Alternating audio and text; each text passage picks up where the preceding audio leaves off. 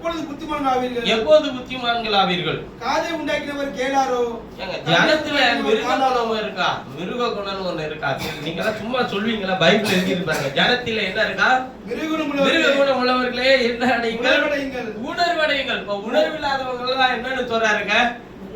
மிருக அவங்கள நான் சொல்லலாங்க.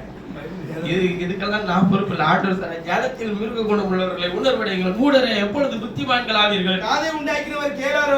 காதை உண்டாக்கினவர் கேளாரோ? கண்ணை உருவாக்கினவர் காணாரோ? ஜாதிகளை தண்டிக்கிறவர் கடிந்து கொள்ளாரோ? நீங்க சொல்ல தேவையில்ல. அவர் காது இருக்கா கண்ணு இருக்கான்னா அவருக்கு எல்லாம் தெரியும். அது உண்டாக்கினவரே அவர்தான். அதனால சொல்றாரு, காதை உண்டாக்கினவர் கேளாரோ? கண்ணை உண்டாக்கினவர் காணாரோ? ஜாதிகளை தண்டிக்கிறவர் கடிந்து கொள்ளாரோ? மனுஷனுக்கு அறிவை ஒதுக்கிறவர் அறியாரோ? மனுஷனுடைய யோசனைகள் வீண் என்று கர்த்தர் அறிந்திருக்கிறார். இவன் யோசிக்கிறது எல்லாமே வீணுன்னு அவர் அறிஞ்சு வச்சிருக்கிறாரா? கர்த்தாவே, துன்மார்க்கனுக்கு குழி வெட்டப்படும் வரைக்கும் நீர் தீங்கு நாட்களில் அமர்ந்திருக்க எங்களை அமர்ந்திருக்க பண்ணி சிச்சித்து உம்முடைய வேதத்தை கொண்டு போதிக்கிற மனுஷன் பாக்கியவான். கர்த்தர் தம்முடைய ஜனத்தை நெகிழ விடாமலும் தம்முடைய சுதந்திரத்தை கைவிடாமலும் இருப்பார். தம்முடைய சுதந்திரத்தை அவர் கைவிடாமலும் இருப்பார். நியாயம் நீதிமன்றமாக திரும்பும். நியாயம் நீதியினிடமாக திரும்பும். செம்மையான இதயத்தார் யாவரும் அதை பின்பற்றுவார்கள். துன்மார்க்கருக்கு விரோதமாக என் பட்சத்தில் எழும்புகிறவன் யார்? துன்மார்க்கருக்கு விரோதமாக என் பட்சத்தில் எழும்புகிறவன் யார்? அக்கிரமக்காரருக்கு விரோதமாக என் பட்சத்தில் நிற்பவன் யார்? அக்கிரமக்காரருக்கு விரோதமாக என் பட்சத்தில் நிற்பவன் யார்? கர்த்தர் எனக்கு துணையாக இராவிட்டால் என் ஆத்துமா சீக்கிரமாய் மௌனத்தில் வாசம் பண்ணியிருக்கும். என் கால் சறுக்கிறது என்று நான் சொல்லும்போது கர்த்தாவே உம்முடைய கிருபை என்னை தாங்குகிறது. என் உள்ளத்திலே விசாரங்கள் பெருகுகையில் உம்முடைய ஆறுதல்கள் என் ஆத்துமாவை என்ன பண்ணுகிறது என்றார், தேற்றுகிறது. போதும். இந்த நல்ல அற்புதமான பரிசுத்த நாளிலும் நான் பேசும்படி எடுத்துக்கொண்ட என்னுடைய மைய பொருள் தம்முடைய சுதந்திரத்தை கைவிடாமல் இருப்பார் என்கிற மைய பொருளை கொண்டு உங்களோடு கூட பேச நான் விரும்புகிறேன். இதை தொடர்ந்து நாம் இன்னொரு வசனத்தை வாசிக்கலாம். கலாத்தியர்கள் எழுதின நிருபம். அப்போஸ்தலனாகிய பவுல் கலாத்து பட்டணத்துக்கு எழுதின கலாத்தியருக்கு எழுதின நிருபம்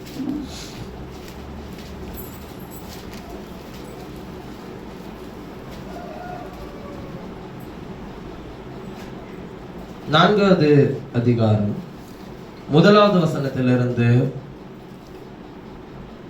7வது வசனம் வரையிலும் நாம் சொல்லுகிறது என்னவெனில், சுதந்திரவாளி அவன் எல்லாவற்றுக்கும் எஜமானாய் இருந்தும் அவன் சிறு பிள்ளையா இருக்கும் காலமளவும் சுதந்திரவாளியானவன் எல்லாவற்றுக்கும் எஜமானனாய் இருந்தும் அவன் சிறு பிள்ளையா இருக்கும் காலமளவும் அவனுக்கும் அடிமையானவனுக்கும் வித்தியாசம் இல்லை. அவன் சின்ன பிள்ளையா இருக்கிற வரையிலும் யாரை பத்தி தெரியாதா? அவனுக்கும் அடிமையானவன். அதான் அடிமையானவன் ஒரு கேட்டகரி இருக்கு. ஆனா வீட்டுக்குள்ளேயே அவன் அடிமையானவனும் இருப்பான், சுதந்திரவாளி இருப்பான். அதனால சின்ன பிள்ளையா இருக்கிற வரையிலும் இந்த அடிமையானவனுக்கும் சுதந்திரவாளிக்கு என்ன தெரியாதுன்றாரு, வித்தியாசம் கிடையாது. தகப்பன் குறித்த காலம் வரைக்கும் அவன் காரியக்காரருக்கும் வீட்டு விசாரணைக்காரனுக்கும் தகப்பன் குறித்திருக்கிற காலம் வரையிலும் பிள்ளைகள், அது அடிமையானவனா இருக்கட்டும் சுயாதீனனா இருக்கட்டும், வீட்டு விசாரணைக்காரனுக்கும் காரியக்காரருக்கும் அவன் என்ன பண்ணப்பட்டிருக்கிறான், கீழ்பட்டு இருக்கிறான். அப்படியே நாமும் சிறு பிள்ளையா இருந்த காலத்தில் இவ்வளவு அடிமையா இருக்கிறான்னு எழுதியிருக்கா, கீழ்பட்டு இருக்கிறான்னு எழுதியிருக்கா. பிள்ளைகள் கீழ்பட்டு இருக்க வேண்டும், மனைவி கீழ்பட்டு இருக்க வேண்டும், புருஷன் தேவனுக்கு கீழ்பட்டு இருக்க வேண்டும். இது எதுவுமே அடிமைத்தனம் கிடையாது. இது தேவன் வச்ச திட்டம். இதுல நான் உனக்கு அடிமையா இருக்கணுமா, எனக்கு நீ அடிமையா இருக்கணுமா, இந்த மாதிரி இந்த சோசியல்லாம் வெளியே பேசுறதெல்லாம் பைபிள்கிட்ட கொண்டு வர முடியாது. இங்க யார் உலகம் வேற ஒரு உபதேசத்தை கொடுக்குது, அடிமைத்தனம் என்பதை கொடுத்து. வேதம் சொல்லுகிறது கீழ்ப்படுதலை கொடுத்து பேசுகிறது. கீழ்ப்படிதல் அல்ல, கீழ்பட்டு இருத்தல். தேவன் எல்லாவற்றையும் உண்டாக்கி மனுஷனுக்கு அதை கீழ்ப்படுத்தினார். அது எல்லாமே கீழ்ப்படிதா? கீழ்ப்படிதல் வேற, கீழ்பட்டு இருத்தல் என்பது வேற. நாம் அதை ஆண்டு கொள்ளும்படிக்கு தேவன் அதை கீழ்ப்படுத்தினார். மனைவியை கர்த்தர் கீழ்ப்படுத்தினாரே தவிர அவர்களை சொல்றாரு உனக்கு அடிமையா கொடுக்கல. பிள்ளைகளை கர்த்தர் உனக்கு கீழ்ப்படுத்தி இருக்கிறாரே தவிர அவர்களை உங்களுக்கு அடிமையை தரவில்லை. பிள்ளைகளும் பெற்றோர்களுக்கு அடிமையா இருக்கிறோம் என்று நினைக்க தேவையில்லை. நாம் தேவன் நியமித்த பெற்றோர்களுக்கு கீழ்பட்டு இருக்க வேண்டும். கீழ்பட்டு இருத்தல் என்பது வேறு, அடிமையா இருத்தல் என்பது வேறு. அதான் சொல்றாருல, குறித்த காலம் வரையிலும் நீ எதுக்கு கீழ்பட்டு இருக்கணும்னு சொல்றாருங்க. தகப்பனுக்கும் வீட்டு விசாரணை கர்த்தனுக்கும் காரியக்காரனுக்கு என்ன பண்ண இருக்கணும்னா கீழ்பட்டு இருக்கணும். அப்படியே நாமும் சிறுபிள்ளையா இருந்த காலத்தில் என்ன சொல்றாருன்றத கவனிச்சு பாருங்க. எப்படி வீட்டுல நடக்குதோ அது மாதிரி இங்க ஆவிக்குரிய சபையில அப்படியே நாமும் சிறுபிள்ளைகளா இருந்த காலத்தில் இவ்வுலகத்தின் வழிபாடுகளுக்கு என்னவா இருந்தோமா? அடிமைப்பட்டவர்களா இருந்தோம். கீழ்பட்டு இருந்தோம் எழுதியிருக்க, அடிமையா இருந்தோம். அப்ப பாருங்க, உங்களை எங்க இருந்து கூப்பிட்டு இருக்கிறான்னு பாருங்க. உலகத்தின் வழிபாடுகளுக்கு அடிமைகளா இருந்தோம் சிறுபிள்ளையா இருந்த காலத்தில்ன்றார். அதாவது நமக்கு புரிதல் வரல, அப்ப வரையிலும் அடிமையா இருந்தோம். அப்புறம் நான் புத்திர சுவிகாரத்தை நியாயப்பிரமாணத்திற்கு கீழ்ப்பட்டவர்களை மீட்டுக் கொள்ள என்ன அடைகிறதற்காக உங்களை வெளியே அழைக்கிறாருன்னு கேட்டா புத்திர சுவிகாரத்தை, புத்திர சுவிகாரத்தை அடையும்படி நியாயப்பிரமாணத்துக்கு கீழ்ப்பட்டவர்களை மீட்டுக் கொள்ளத்தக்கதாக காலம் நிறைவேறின போது ஸ்திரீயினிடத்தில் பிறந்தவரும் நியாயப்பிரமாணத்துக்கு கீழானவருமாகிய தம்முடைய குமாரனை தேவன் அனுப்பினார். நியாயப்பிரமாணத்துக்கு கீழானவருமாகிய தம்முடைய குமாரனை தேவன் அனுப்பினார். மேலும் நீங்கள் புத்திரராய் இருக்கிறபடியினால், அப்பா பிதாவே என்று கூப்பிடத்தக்கதாக தேவன் தமது குமாரனுடைய ஆவியை உங்கள் இருதயங்களில் அனுப்பினார். எதுக்கு குமாரனா வந்தாருன்னு தெரியுதா? அப்பா பிதாவை கூப்பிடுங்க. சரி, அதை பத்தி பேசுவோம். அப்பா பிதாவே என்று கூப்பிடத்தக்கதாக தேவன் தம்முடைய குமாரனுடைய ஆவியை உங்கள் இருதயங்களில் அனுப்பினார். ஆகையால் நீங்கள் இனி அடிமையாயிராமல் புத்திரனாய் இருக்கிறீர்கள். அடிமை கிடையாது, அடிமையாயிராமல் புத்திரனாய் இருக்கிறாய். ஆனால் கிறிஸ்து மூலமாய் தேவனுடைய சுதந்திரமாய் இருக்கிறாய். நீ புத்திரனையானாய், கிறிஸ்து மூலமாய் தேவனுடைய சுதந்திரமாயும் இருக்கிறாய். நீங்கள் தேவனுடைய போது ஆண்டவர் சொல்றாரு, புத்திரனையானால் கிறிஸ்து மூலமாய் தேவனுடைய சுதந்திரனாயும் இருக்கிறார். சுதந்திரன் என்ன? குமாரன். தாவீது சங்கீதம் 94 சொல்லும்போது சொல்லுகிறார், அவர் தம்முடைய சுதந்திரத்தை என்ன பண்ணலையா? 94 சுதந்திரத்தை கைவிடாமலும் இருப்பார். 94:14 வாசிக்கும்போது சொல்றாரு, அவர் தம்முடைய ஜனத்தை நெகிழ விடாமலும் தம்முடைய சுதந்திரத்தை கைவிடாமலும் இருப்பார். அப்ப சுதந்திரம் என்று அவர் சொல்லுகிறது எதை என்பதை தான், நாம் எப்படி அந்த சுதந்திரத்தை உங்களுக்கு கொடுத்தார் என்பதை தான் நான் உங்களோடு பேசுகிறேன். இன்னைக்கு உலகத்தில் 2 விஷயங்கள் உண்டு. ஒன்று சுதந்திரம், இன்னொன்று அடிமைத்தனம். நாம் வாழக்கூடிய இந்த தேசமே ஒரு அடிமைத்தனத்திலிருந்து ஒரு சுதந்திரத்தை பெற்றுக் கொண்டிருக்கிறது. வேறு ஒரு அடிமைத்தனம்னா எங்க போய் அடிமையா இருந்துச்சு தேசம்?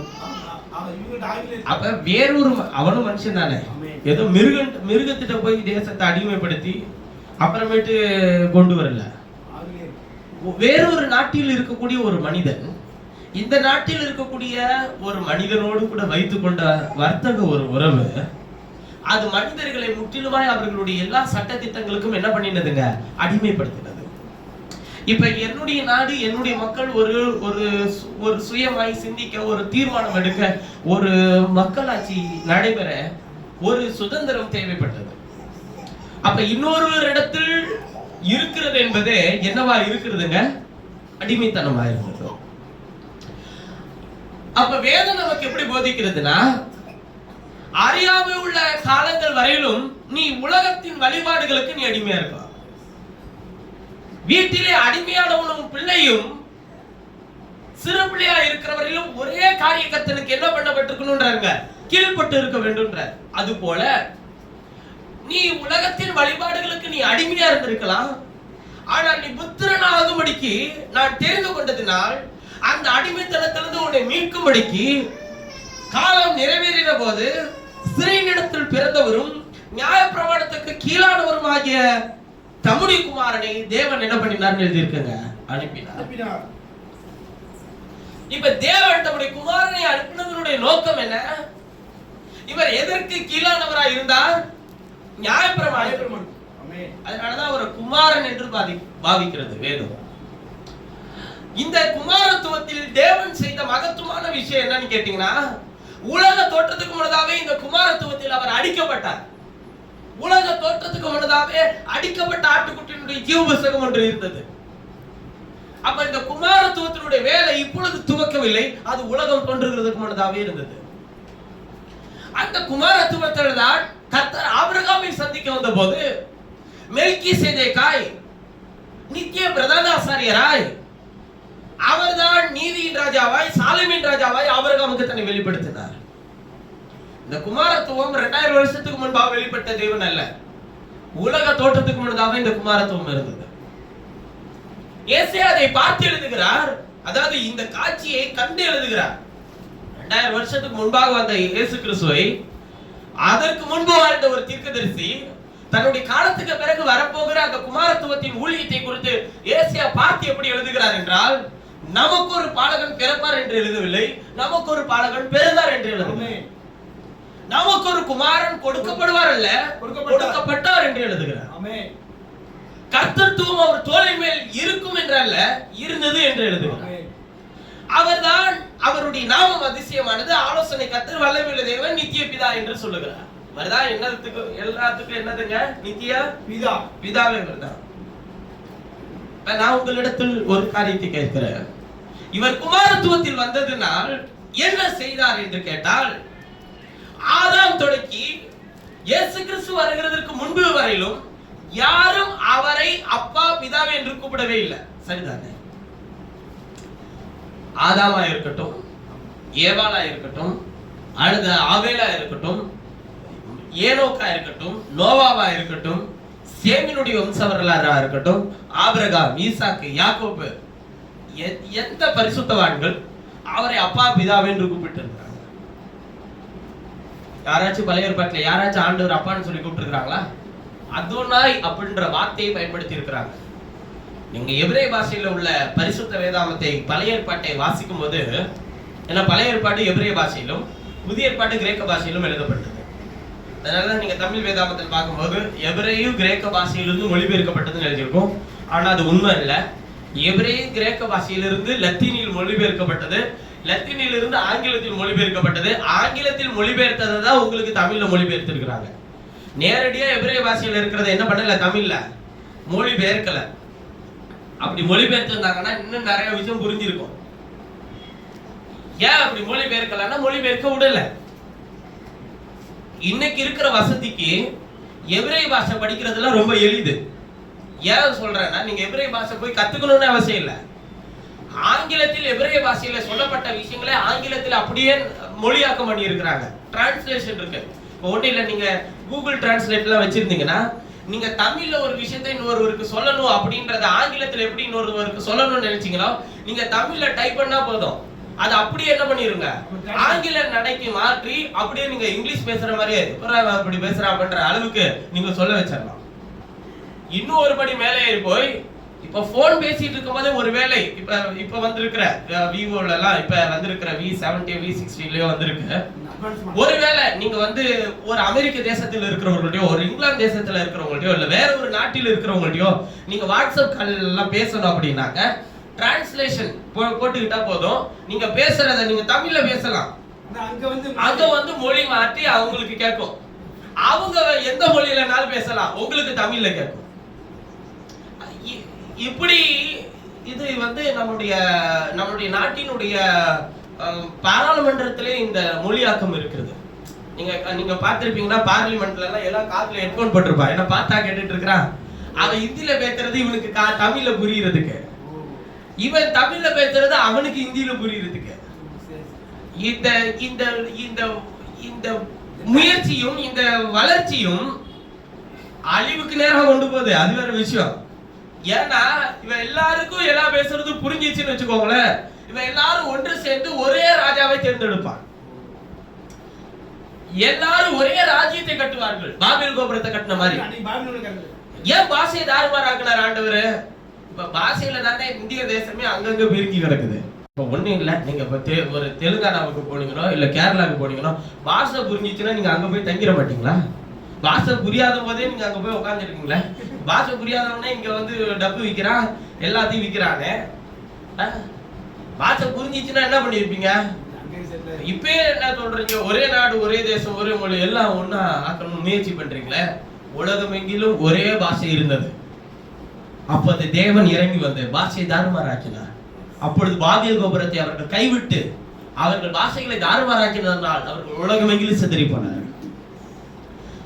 பாஷையை தாறுமாறாக்கினால உலகத்தினுடைய ஒவ்வொரு, இப்ப நீங்க பாக்குற அந்த தேசங்கள் எல்லாம், ராஜ்யங்கள் எல்லாம் என்ன பண்ணிருக்காதுங்க? உருவாயிருக்காது.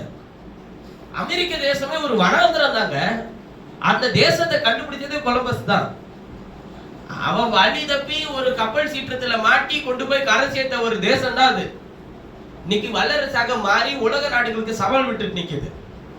சரி, இப்ப நம்ம இந்த வரலாறு எல்லாம் போய் படிச்சு எல்லாம் பேச வேண்டாம். நான் எதுக்கு இதை சொல்றேன்னு கேட்டீங்கன்னா, காலங்கள் வேகமாய் மாறிக்கொண்டிருக்கிற சூழலில் நீங்கள் புத்திரனாய் இருக்கிறதற்கு தேவன் எதை தருகிறார் என்றால், தேவன் தம்முடைய ஆவியை உங்களுக்குள்ள வைக்கிறார். அப்ப பழைய ஏற்பாடு முழுவதுமாய் வாசிக்கும் போது அவர்கள் கர்த்தருடைய நாமத்தை எதிலே வழங்கக்கூடாதுன்றாருங்க? வீணிலே வழங்கக்கூடாது. அதனால யாவே அப்படின்ற கர்த்தர் என்கிற நாமத்தை, யாவேன்ற வார்த்தையை உச்சரித்தா இவ பாவத்தோடு அசுத்தத்தோடு அதை வீணிலே வழங்கிட்டா செத்து போயிடுவான்ற பயத்துல யாவேன்ற வார்த்தையை பயன்படுத்தாம இருந்தாங்க. அந்த யாவென்ற வார்த்தைக்கு பதிலாக யூதர்கள் கண்டுபிடித்த ஒரு வார்த்தை தான் அதோனாய் என்கிற வார்த்தை. அதோனாய் என்றால் எஜமானனே என்ற அர்த்தம். என் எஜமானனே என்ற அர்த்தம். எப்பொழுதுமே ஆசாரியர்கள் பலிபீடத்தின் இடத்தில் வரும்போது அதோனாய் என்றே அழைத்தார்கள் தேவனை, எஜமானனே என்று சொன்னார்கள். அதனாலதான் தாவீது சங்கீதத்தில் எழுதும்போது கூட ஊழியக்காரனுடைய கைகள் எஜமானனை நோக்கி இருக்குமா போல், வேலைக்காரனுடைய கைகள் எஜமாட்டியை நோக்கி இருக்குமா போல், என்னுடைய கண்கள் கர்த்தரை நோக்கி இருக்கிறதுன்னு எழுதுறாரு. பழைய ஏற்பாடு முழுவதும் வாழ்ந்த எந்த மனுஷனும் எந்த பரிசுத்தவானும் அவரை அப்பா பிதாவே என்று கூப்பிடவே இல்லை. காரணம், அப்படி கூப்பிடக்கூடிய வல்லமையும் ஆற்றலையும் ஆதாம் இழந்து போனார். அதனால் யாருக்கும் அது கிடைக்கவே இல்லை. ஆனால் புதிய ஏற்பாட்டிலே காலம் நிறைவேறின போது ஸ்திரீயின் இடத்தில் பிறந்தவரும் நம்முடைய இரட்சகருமாகிய இயேசு, அவர் தேவனுடைய குமாரன் என்று எண்ணப்பட்டார். தேவனுடைய குமாரனாக இந்த பூமிக்கு வந்தார். வேதத்தில் வாசிக்கிறோம், இவர் குமாரன் என்று பக்கத்தில் இருந்த இன்னொருவரை அனுப்பிவிட்டார் என்றெல்லாம் நீங்க நினைத்தால், வேதத்தில் ஒரு வசனம் இருக்கு, அதை வாசிங்க பார்க்கலாம். 1 கொரிந்தியர் 15வது அதிகாரம் 46 47 வாசிக்கலாம். 1 கொரிந்தியர் 15 46 47 45 இருந்து வாசிங்க பார்க்கலாம். 45 அந்தபடியே முந்தின மனுஷனாகிய ஆதாம் ஜீவாத்மாவானான் என்று எழுதி இருக்கிறது. பிந்தின ஆதாம் உயிர்ப்பிக்கிற ஆவியானார். பாருங்க, பிந்தின ஆதாம் யாரு? இயேசு. அவர் என்னன்னு சொல்லுது? அவரை உயிர்ப்பிக்கிற ஆவியானார். முந்தின ஆதாம் ஜீவாத்மாவானான் என்று எழுதி இருக்கிறது. அடுத்த வசனத்தை வாசிங்க பார்க்கலாம். அடுத்த வசனம், அந்தபடியே முந்தின மனுஷனாகிய ஆதாம் ஜீவாத்மாவானான் என்று எழுதி இருக்கிறது. பிந்தின ஆதாம் உயிர்ப்பிக்கிற ஆவியானவர் ஆகிலும் ஆவிக்குரிய சரீரம் முந்தினது அல்ல. இயேசுவின் சரீரம் முந்தினது அல்ல, ஜென்ம சரீரமே முந்தினது. ஆதாமினுடைய சரீரமே முந்தினது, ஆவிக்குரிய சரீரம் பிந்தினது. ஆவிக்குரிய சரீரம் பிந்தினதுதான். முந்தின மனுஷன் பூமியிலிருந்து உண்டான மண்ணானவன். முந்தின மனுஷன் பூமியிலிருந்து உண்டான மண்ணானவன். இரண்டாம் மனுஷன் வானத்திலிருந்து வந்த கர்த்தர். இரண்டாம் மனுஷன் வானத்திலிருந்து இறங்கி வந்த கர்த்தர். மண்ணானவன் எப்படிப்பட்டவனோ மண்ணானவர்களும் அப்படிப்பட்டவர்களே. மண்ணானவர்களும் அப்படிப்பட்டவர்களே. வானத்துக்குரிய எப்படிப்பட்டவரோ வானத்துக்குரியவன் எப்படிப்பட்டவனோ வானத்துக்குரியவர்களும் அப்படிப்பட்டவர்களே. மேலும் மண்ணானுடைய சாயலை நாம் அணிந்திருக்கிறது போல வானவருடைய சாயலையும் அணிந்து கொள்வோம். போது என்ன சொல்றார்? முந்தின மனுஷன் பூமியில இருந்து உண்டான மண்ணானவன், பிந்தின மனுஷன் வானத்திலிருந்து வந்த இல்ல. 47வது வசனத்தில் வாசிக்கும்போது சொல்றாரு, வானத்திலிருந்து மனுஷன், பிந்தின மனுஷன், இரண்டாம் மனுஷன் வானத்திலிருந்து வந்த கர்த்தர். கர்த்தர் மனுஷனானார். கர்த்தர் யாரு அப்படின்னு சொல்லி கேட்டீங்கன்னா 95:3 சங்கீதம் 103 வாசிக்கும்போது கர்த்தரை தேவன் என்று அறியுங்கள் எழுதியிருக்கும். இப்ப இவர் ஏன் குமாரத்துவத்துல வரணும்னு கேட்டீங்கன்னா, நியாயப்பிரமாணம் எல்லாரையும் பாவத்துக்கு கீழே அடைச்சு போட்டுச்சு. யாரையுமே பாவத்திலிருந்து என்ன கொடுக்கலங்க, விடுதலை தரல, மன்னிப்பு கொடுக்கல. குற்ற நிவாரண பலி, பாவ நிவாரண பலி செலுத்தி தேவனோடு பேசிட்டு அவங்க போயிடலாமே தவிர, ஆனால் பாவம் முற்றிலுமா அவனுக்கு என்ன பண்ணலங்க, மன்னிக்கப்படல. ஆனால் இது எல்லாவற்றையும் காலம் நிறைவேறின போது இஸ்ரவேலிடத்தில் பிறந்தவரும் நியாயப்பிரமாணத்திற்கு கீழானவரும் ஆகிய தம்முடைய குமாரனை அவர் அனுப்பி அவர் பலியாக தன்னை ஒப்பு கொடுத்ததினால் அவருடைய ஆவியை யாரிடத்துல வச்சிருக்கிறாரா, நமக்குள்ளே தந்து இவர் மாத்திரம்தான் தேவனை பிதா பிதா என்று கூப்பிடுகிறார். இப்ப அவருடைய ஆவியை நமக்குள்ள தந்து, நான் தான் நித்திய பிதாவா இருப்பேன், நீ என்ன என்னன்னு தான் சொல்லி கூப்பிடணும், என்னை இனிமே பிதான்னு சொல்லி கூப்பிடு, என்னை அப்பான்னு சொல்லி கூப்பிடு. ஏன்னா உன்னை என்ன வாக்கி இருக்கிறேன், புத்திரனா மாத்தி இருக்கிறேன், என்னுடைய சுதந்திரனா மாத்தி இருக்கிறேன். சுதந்திரவாளிக்கு எதுல பங்கு இருக்கு? சேஷபுத்திர பாகத்தை பெற்றுக்கொண்டவனுக்கு எல்லாவற்றிலும் பங்கு இருக்கா இல்லையா? வாக்குத்தத்தத்தில் பங்கு இருக்கு, தகப்பனுடைய ஆசீர்வாதத்துல பங்கு இருக்கு, எல்லாவற்றிலும் இந்த உலகத்துல என்ன உண்டு? பங்கு உண்டு. கேட்கணுமா? பங்கு தருவாரா? எனக்கு பிரிச்சு கொடுன்னு கேட்கணுமா? பங்கு தருவாரா? உங்களுக்கு என்னது தேவை என்பதை அவர் என்ன வச்சிருக்கிறாரோ அதை தருவாரா? இல்ல, எங்க அப்பாட்ட ஒரு சென்ட் தான் இடம் இருக்குன்னா அதை என்ன பண்ணிதான் ஆகணுங்க, போகும்போது அவருக்கு பிடிச்சிட்டு தான் போகணும். இல்ல இல்ல நான் போகும்போது அதை நான் எடுத்துட்டு போவேன், முடிஞ்சா அவர் எடுத்துட்டு போட்டோம், அவரால் எடுத்துட்டு போக முடியாது. இல்ல அதுக்கப்புறம் எங்கள்கிட்ட கொடுத்துட்டு போறாரு, நாங்களும் அதை அள்ளி தலையில வச்சுட்டு போக முடியாது, யாரும் எடுத்துட்டு போக முடியாது. இப்ப என்ன இருக்கோ அதை கொடுத்துட்டு போகணும். இல்ல இல்ல இப்ப எங்க அப்பாட்ட சொல்லுவேன், என்ன நீங்க என்ன பிரதமரா, அவர் அந்த பதவி எனக்கு கொடுத்துட்டு போகலாமே. எங்க அப்பா வயசுல இருக்கிறவர் ஸ்டாலின் வச்சுக்கோங்க, உதயநிதி அப்பா வந்து முதலமைச்சர் ஆயிட்டார், எங்க அப்பா முதலமைச்சர் ஆகணும்னு ஆசைப்படலாமா? எங்க அப்பா என்னவா இருக்கிறாரோ அதை நான் அப்படியே ஏற்றுக்கொள்றேன். எங்க அப்பா என்ன சம்பாதித்து வைத்திருக்கிறாரோ அதை நான் அங்கீகரிக்கிறேன். அதற்கு மாத்திரம் நான் பார்த்துருவேன். இந்த பக்கத்துல இருக்கிற இடத்தையும் எனக்கு கொஞ்சம் எடுத்து கொடுக்கலாம்ல அப்படின்னு நான் கேட்டேன்னா அவர் சொல்ல, அவங்க அப்பா அடிப்பாரா? அப்ப ஆண்டவர் உங்களுக்கு என்ன வச்சிருக்கிறாரு? பூமி மத நிறைவும் கர்த்தருடையது. என்ன அது எல்லாத்தையும் வச்சிருந்தாலும் எல்லாத்தையும் கொடுத்தரல. உங்கள்கிட்ட எது தேவையோ எப்ப தரணுமோ அப்பதான் இவரு தருவார். அதாவது எப்ப இவர் போவாரு அப்போ சுட்டிக்கலாம்லாம் இங்க யாரும் நினைக்க முடியாது. இந்த தகப்பன் போவே மாட்டாரு. அதனால இவரு எப்ப தேவையோ எப்ப தரணுமோ அப்பதான் என்ன பண்ணுவாருங்க, தருவாரு. இல்ல நான் ரொம்ப நாளா போராட்டு இருக்கேன் பிரதர், 40 நாள் உபவாசம் முடிச்ச உடனே கர்த்தர் எனக்கு ஒரு இடத்தை தருவார் பிரதர், உபவாசம் போட்டு நல்லது. ஆனா இடம் தருவாருன்னு உபவாசம் போட்டினா 6க்கு 2 தான் தருவாரு. எவ்வளவு இடம் தருவாருன்னு தெரியாது. 40 நாளைக்கு ஒரு 40 ஏக்கராச்சு ஆண்டவர் தர வேண்டாமா? அட்லீஸ்ட் ஒரு 4 சென்டாச்சு ஆண்டவர் எனக்கு தர வேண்டாமா? 6க்கு 2 இருக்கு, கூடுமான ஒரு 6 நாள்ல கூட வச்சுக்கிறோம். பயப்பட வேண்டாம். அதுக்கு யாரு இடம் தருது? ஆண்டவரே அதுக்கு என்ன தராருங்க, அதுக்கு உங்களுக்கு இடம் வச்சிருக்கிறேன், பயப்படாதீங்க. உபவாசம் எதுக்கு, எதை கேட்கணும், எதை எதுகிட்ட யார்கிட்ட கேட்கணும்? ஆண்டவர் சொல்றாரு, ஆண்டவர்கிட்ட எல்லாமே இருக்குல்ல. பொல்லாதவர்களாகிய நீங்களே உங்கள் பிள்ளைகளுக்கு நல்ல ஈவுகளை கொடுக்க அறிந்திருக்கும் போது தமிழத்தில் வேண்டிக் கொள்கிறவர்களுக்கு அவர் பரிசுத்தாவியை அல்லாது இருப்பது அதிக நிச்சயமானவான்னு எழுதியிருக்கு. அப்ப எதுக்கு அவர் பரிசுத்தாவியை தராரு? தம்முடைய ஆவியை தந்து என்ன செய்யணும், என்ன பண்ணணும், எப்படி நடக்கணும்ன்றத கர்த்தர் தம்முடைய ஆவியை வைத்து உங்களை நடத்த விரும்புகிறார். என் தகப்பனாலும் உங்கள் தகப்பனாலும் தர முடியாத ஒரு காரியத்தை தேவன் நமக்கு தந்திருக்கிறார். அது என்னவென்றால், என் தகப்பனுடைய சாயலை பெற்றிருக்கிறேன், என் தாயினுடைய சாயலை பெற்றுக் கொள்ளலாம். ஆனா அவர்களுடைய ஆவியை பெற முடியாது. பெற முடியுமா? பெற முடியாது. ஆனால் தகப்பனுடைய ஆவியை தேவன் நமக்கு தந்திருக்கிறார். அவருடைய ஆவியை நமக்கு தந்து அவர் சொல்றாரு, இனிமே நீ என்ன என்னன்னு சொல்லி கூப்பிடலாம்பா, இனிமே நீ அடிமை கிடையாது, நீ சுதந்திரவாளி. நீ உலக வழிபாடுக்கு நீ அடிமையா இருக்கிறதெல்லாம் விட்டு அந்த மாதிரி அடிமைத்தனத்துல இருந்தாலும் நான் உன்னை மீட்டு எடுத்ததனுடைய காரணம் என்னன்னு கேட்டா, நீ என்னுடைய சுதந்திரவாளி. எப்ப நீ எனக்கு சுதந்திரவாளி ஆண்டவர் சொல்றாருன்னா, உலகம் தோன்றுகிறதுக்கு முன்னதாவே நீ எனக்கு சுதந்திரவாளி. உலகத்துல உன்னை கொண்டு வந்தது எனக்கு சுதந்திரவாளியா வச்சிருக்கதான். ஆனா சுதந்திரவாளி யாரை போல யோசிக்குது? அடிமையானவனை போல யோசிக்கிறது.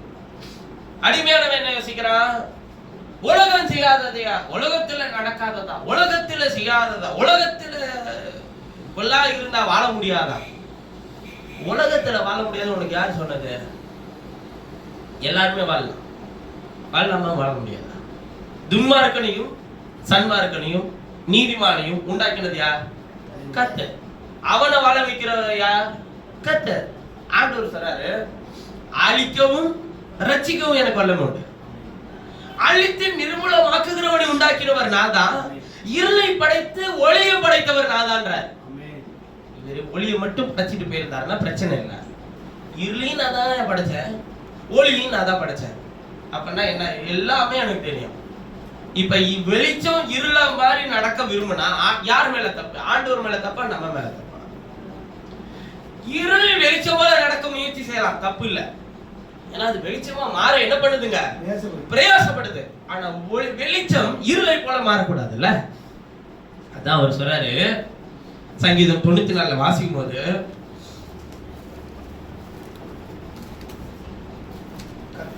கர்த்தர் பாரார், யாக்கோபின் தேவன் கவனியார் என்று சொல்லுகிறார்கள். அதெல்லாம் ஒண்ணும் பிரச்சனை இல்லை அப்படின்னு சொல்லுவாங்க. ஜனத்தில் மிருக குணமுள்ளவர்களே, மூடரே.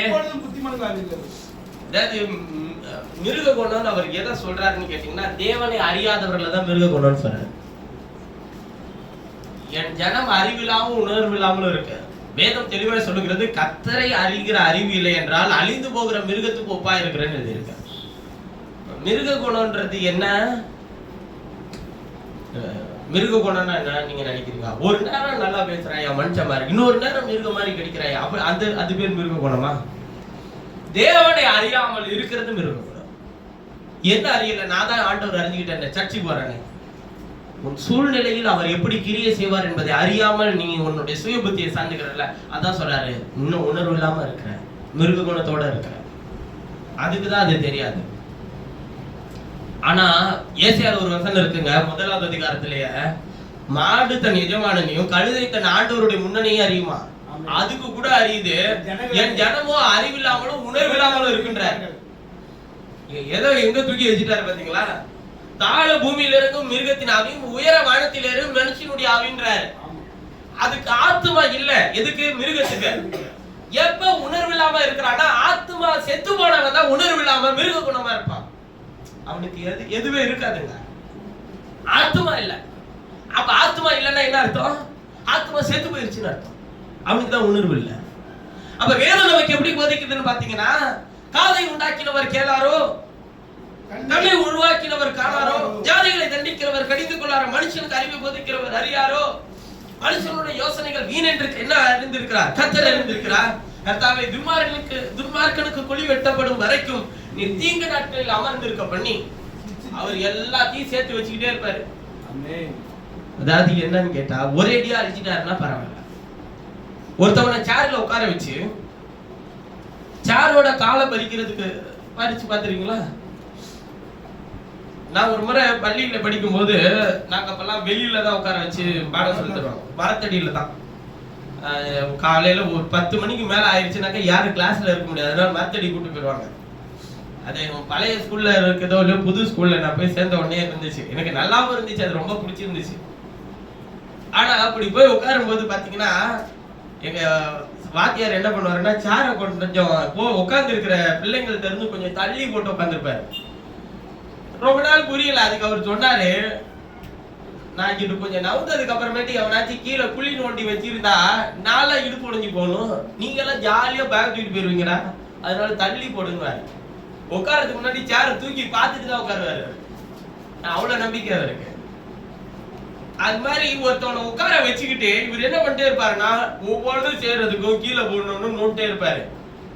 எப்ப கவுக்கணும்னு அவருக்கு நல்லாவே ஆண்டவரை சிலர் அப்படியே தூக்கிட்டு போவாரு பாருங்க. நான் உலக பிரகாரமாவே நான் சொல்றேங்க, சிலர் தூக்கிட்டு அப்படியே போறாருன்னு, உலகத்துல அப்படியே போறாருன்னு வச்சுக்கோங்களேன், அவன் எங்கிட்டு உள்ள போறான்றது தெரியாது. அதான் சொல்றாரு, சடிதியாய் சேர்த்த ஆசீர்வாதம் அவனுக்கு முடிவில் என்ன பண்ணாருன்றாரு? சமாதானத்தை தான், அது நிலை பெறாது, அவனுக்கு நல்லாவா இருக்காதுன்றாரு. எதையும் இங்க எளிதாலாம் வாங்கிட முடியாது நீங்க அவர்கிட்ட இருந்து. எளிதா தான் எல்லாத்தையும் கொடுத்தாரு. நாம எல்லாத்தையும் யார்கிட்ட கொடுத்துட்டு வச்சிருக்கிறோம்? அத உலகத்தின் அதிபதிட்ட கொடுத்து வச்சிருக்கிறோம். அவன் சொல்றான் அவர்கிட்டயே, எஜமானன்ட்டே சொல்றான், எல்லாம் எனக்கு கொடுக்கப்பட்டிருக்கு. பவர் பத்திரம் வாங்கி வச்சு அவனுக்கே இவ்வளவு திமிரு இருக்கும்னா, அதோட மூல பத்திரத்தை வச்சிருக்கிற அவருக்கு எப்படி இருக்கும்? மூல பத்திரத்தை வச்சிருக்கிறது அவர்கிட்ட போய் பவர் வாங்கினவன் சொல்றான், எல்லாத்தையும் பவர் எழுதி கொடுத்துருக்கான். யார் தெரியுமா? ஓம் குமாரன் தான், ஆதாம் தான், ஏவாள் தான், என்கிட்ட கொடுத்துட்டு போயிட்டான். என்னை பணித்து கொண்டால் இது எல்லாத்தையும் உனக்கு தரேன். அவரு சொன்னாரு, உன் தேவனாகிய கர்த்தர் ஒருவரை பணிந்து கொண்டவர், ஒருவருக்கு ஆராதனை செய், ஏன்னா நீயே அவரை தாண்டா தொழுது கொள்ளணும்னு அவர் சொன்னாரு பாருங்க. உடனே அவரை விட்டு ஓடி போனார். அதாவது இவர் எப்படின்னு கேட்டீங்கன்னா, இப்படி வைக்கிற கேள்விக்கு பதில் சொல்றவர் இல்ல, அவனுக்கு என்ன அவனுக்கு ஒரு கேள்வியை கேட்டு, நீ யாரை தொழுது கொள்ளணும், நான் உன்னை பணிஞ்சுக்கணும் நீ சொல்ற, நீ யாரை தொழுது கொள்ள நியமிக்கப்பட்டவன்? உன் தேவனாகிய கர்த்தர் ஒருவரை பணிந்து கொண்டு அவர் ஒருவருக்கு ஆராதனை செய்வாராக என்று எழுதி இருக்கல, நீ அவர் தானடா தொழுதுட்டு இருந்த. அவருக்கு முன்னாடி நீ சர்வநாச ஆயிருவன்றது சொல்லாம சொல்றாரு. சொல்லோனே அவன் அவரை விட்டு ஓடி போனான். நல்ல விளங்கிக்கோங்க, தேவனை தொழுது கொள்ள தேவன் உங்களுக்கு தம்முடைய கிருபையை தந்திருக்கிறார். தேவனை ஆராதிக்க தேவன் உங்களுக்கு தம்முடைய கிருபையை தந்திருக்கிறார். அவரை தொழுது கொள்கிறவர்களுக்கு ஒரு குறையுமே இருக்காது. கர்த்தர் எல்லாவற்றையும் தந்து நடத்துவார். ஒருத்தி கடன் தொல்லையோடு கூட தன் பிள்ளைகளை அடிமையை படுத்தும்படிக்கு எடுத்துக்கொள்ளும்படிக்கு தீர்க்கதரிசி நடத்த விசாரிக்க ஒரு தீர்க்கதரிசியினுடைய மனைவி வரா. எலிசா தீர்க்கதரிசி நடத்த. எலிசா தீர்க்கதரிசி சொல்ற விஷயம் என்ன? உன்னிடத்தில் என்ன இருக்கு? ஒரு குடம் என்ன இருக்கு? மொத்தம் கர்த்தர் தம்முடைய பிள்ளைகளை ஏதோ ஒரு விதத்தில் அந்த ஒரு குடம் எண்ணெயாச்சு என்ன பண்ண வச்சிருக்கிறாருங்க, வச்சிருக்கிறார். இருக்கிறது என்னவோ அதை பாரு, இதை கொடுத்தது கர்த்தர்ன்றத முதல்ல விசுவாசி. உனக்கு என்ன பிரதர், நீ சொல்லிட்டு ஜாலியா இருக்கிறேன்னா நீங்க வந்து இருக்கிறீங்களா? நம்ம எல்லாரும் சேர்ந்து ஜாலியா இருக்கோம், ஒன்னும் பிரச்சனை இல்லை. உனக்கு என்ன எல்லாம் இருக்குன்னு எதை வச்சு ஒருத்தர் சொல்றாரு, எல்லாமே உங்க எல்லாரும் எல்லாத்தையும் சேர்த்து வச்சுட்டாங்க. உங்களுக்கு ஒரு பிரச்சனையும் இல்லை. சரி, இங்க வந்து பாருங்க, சேர்த்து வச்சவங்கள்ட்ட கேளுங்க, என்ன குறை இருக்குன்றது தெரியும் இல்லையா? அம்மா ஒண்ணுமே இல்லையா, ஒரு குறையும் இல்லையா, எல்லாத்தையும் யார் சேர்த்து வச்சது? கர்த்தர் சேர்த்து வச்சிருக்கிறாரு. எல்லாத்தையும் உருவாக்க கர்த்தர் வச்சிருக்கிறாரு. இங்க இல்ல, அவர் தம்முடைய வார்த்தையை என் இருதயத்துல சேர்த்து வச்சிருக்கிறார். இது எல்லாத்தையும் நான் தான் சொல்றேனே, எதுவும் சேர்த்து வச்ச எதையும் நீ எடுத்துட்டு போக முடியாது, சேர்த்து வைக்கிறவங்களும் எடுத்துட்டு போக முடியாது, எதையுமே ஒண்ணும் பண்ண முடியாது. ஆனா ஒண்ணு நான் எடுத்துட்டு போலாம், கிறிஸ்துவினுடைய வார்த்தை. அது எனக்கு தேவையான பலனை என் இடத்திற்கு கொண்டு வரும். பாருங்க, இந்த பூமியில நீங்க செய்யற ஒவ்வொரு கிரியைக்கும் கர்த்தர் பலனை தருவார். நன்மையானாலும் தீமையான, தீமைக்கு பலன் உண்டு, நன்மைக்கு பலன் உண்டு. தீமைக்கு பலன் இருக்கா பிரதர்? அதான் நரகம் இருக்குல்ல, அந்த பலன் இருக்கு. நன்மைக்கு என்ன உண்டு? அதுதான் எங்க காயிட்ட சொல்றேன், நீ நன்மை செய்தால் மேன்மை இல்லையா, பாவ வாசற்படியில் படுத்துரு, நீ நன்மை செய். ஆனா அவனுடைய இருதயத்தில் என்ன இல்லைங்க, அதை செய்யறதுக்கு ஏற்ற குணாதிசயம் இல்லை. ஆண்டவர்கிட்ட நீங்க கேட்க வேண்டியது என்னன்னா, ஆண்டவரே உம்முடைய ஆவி எனக்கு தார், அந்த குமாரத்தி என்கிற ஆவி எனக்கு தார் ஆண்டவரே. அது மாத்திரம் இல்லைன்னா நம்மளால என்ன செய்ய முடியாதுங்க, நன்மை செய்ய முடியாது. பாருங்க, அவர் சொல்றாரு, கர்த்தர் தம்முடைய ஜனத்தை நெகிழ விடாமலும் கர்த்தர் தம்முடைய சுதந்திரத்தை கைவிடாமலும் இருப்பார். எங்கேயாச்சும் கைவிட்டு நீங்க பார்த்திருக்கீங்களா? அவருடைய சுதந்திரத்தை அவர் கைவிட்டு பார்த்திருக்கீங்களா? தாவீது சொல்லுகிறார், நீதிமானுடைய சந்ததி அப்பத்துக்காக இறந்து திரிகிறதை நான் கண்டதே இல்லை. அவர் மட்டும் சொல்ல, நான் நீதிமான், நான் ஒரு நாள் அப்பத்துக்கு இறந்து. அவர் ராஜா இல்ல, அவர் சொல்ல அது நீங்க ஏத்துப்பீங்களா? ராஜா போய் அப்பத்துக்கு இறந்து திரிவானா? ஆனா தாவீது சொல்றான், நான் வந்து அப்பத்துக்கு இறந்து திரியலன்னு சொல்லல, நீதிமானுடைய சந்ததி அப்பத்துக்காக இறந்து திரிகிறது நான் கண்டதே இல்லை என்றார். நான் சிறியவனா இருந்தேன், முதிர் வயதுள்ள ஒண்ணுமானே, ஆனா நீதிமானுடைய சந்ததி அப்பத்துக்காக இறந்து திரிந்ததை நான் கண்டதே இல்லை என்றார். அந்த வாக்குத்தத்தம் யாருக்கு உண்டு? நமக்கு உண்டு.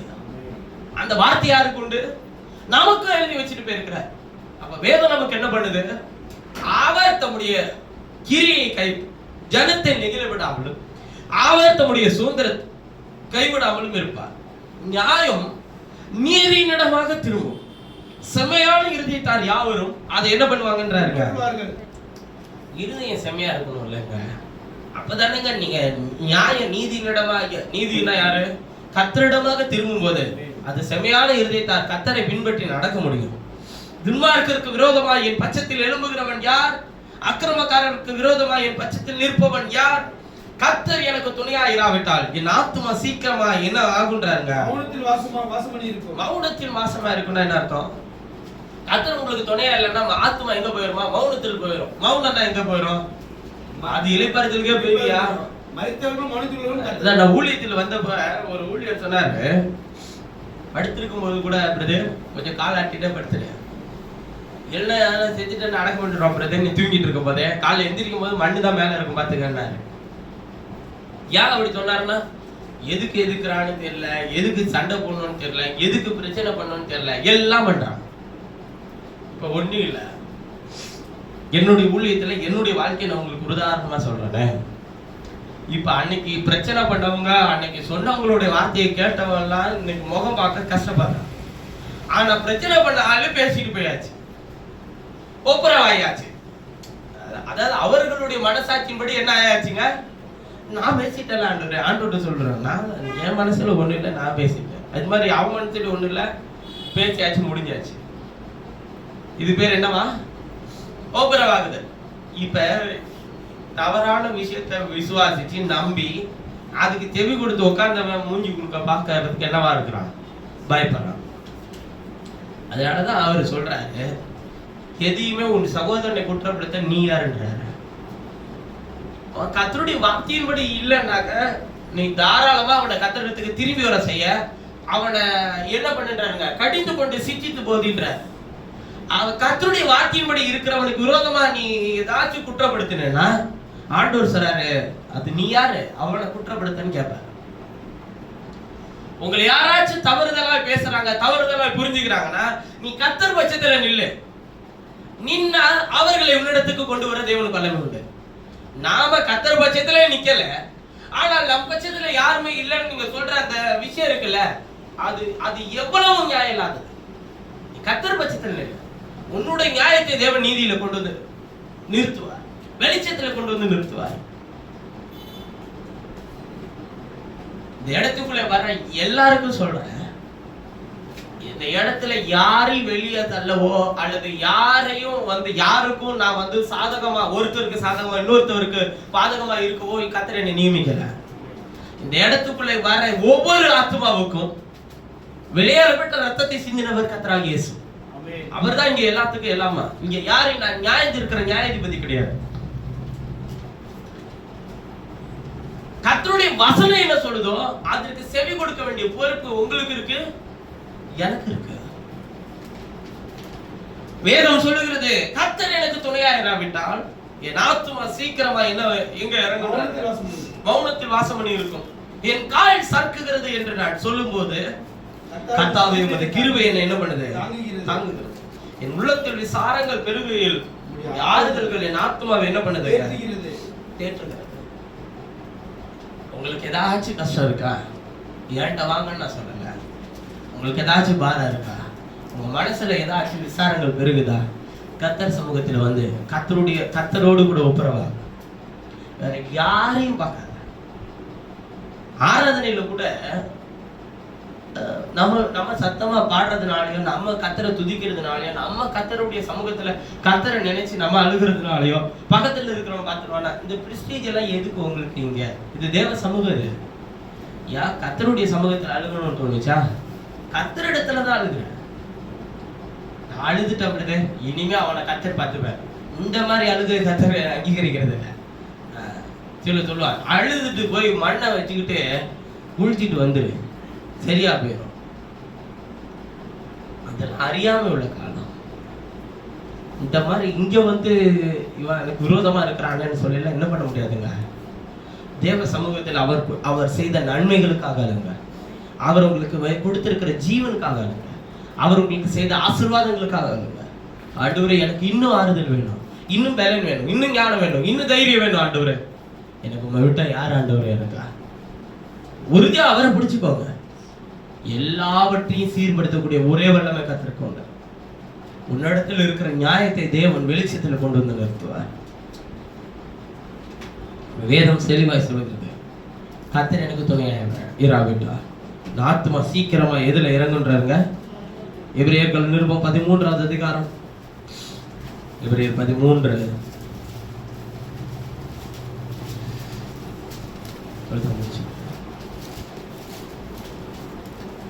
வசனத்தை வாசிக்கலாம்.